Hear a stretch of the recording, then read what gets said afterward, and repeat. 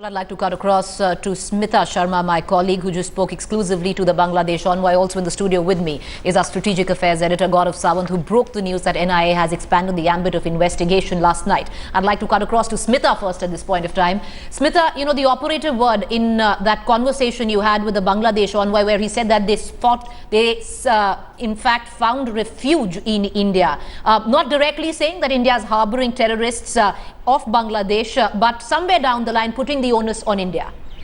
See, he's in fact also mentioned in that interview a part which we didn't play out, that very often even differing ideological groups come together if they have like a tactical sort of a motivation or one objective to aspire for, which essentially here could be anti-state. So he's clearly indicating, and of course some terror groups which already have their sleeper cells, their roots in India, which now might just be coordinating with these Jamaat operatives of Bangladesh to destabilize Shekh Hasina's government there, which is known ever since it came to power in 2008 for its massive crackdown on so-called terror groups, which of course have been functioning against democracy. So Mr. Tariq Karim, they're really expressing hope, and in fact Sheikh Hasina's government has also made this request to New Delhi that these so-called operatives must be hunted down at the earliest and deported to Bangladesh. But remember, there is that huge minority population in West Bengal.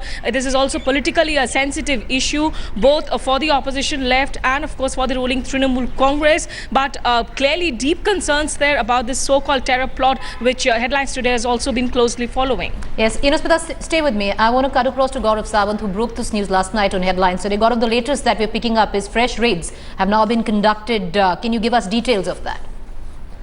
Look, this Jamaat-ul-Mujahideen Bangladesh has deep roots in the border belt, even on the Indian side. So whether it's Bangladesh or India, as the High Commissioner was telling Smita, it's a porous border. These terrorists have been operating in this area with impunity. While there's been a massive strategy against them in Bangladesh, sadly the same approach hasn't been adopted by India so far. It's only now, after that chance explosion on the 2nd of October, that Government of Bengal and Government of India, Government of Bengal initially, perhaps reluctantly, as MHA sources tell us, they've started a campaign. 3 madrasas were raided just this afternoon. These are these madrasas which are run by the JMB. This is a terrorist organization. This wants a caliphate in this area. It wants the Sharia law in this area. This terrorist organization has been hunted down in Bangladesh. That same operation is required in India.